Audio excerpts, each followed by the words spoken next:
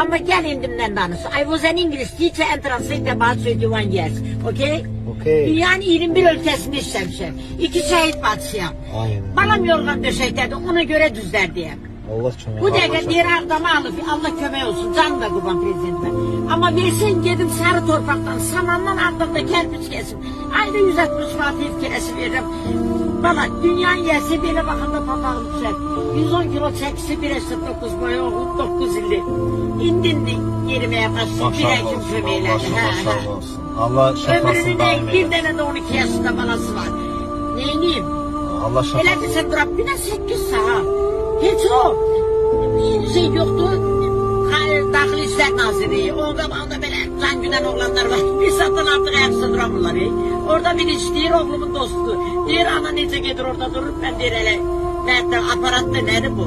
Ağdamız da var. Deyirdim, yes of course. Yani, çok şeyler yaptım. 15 yıl bunu atmışım. Neyniyim?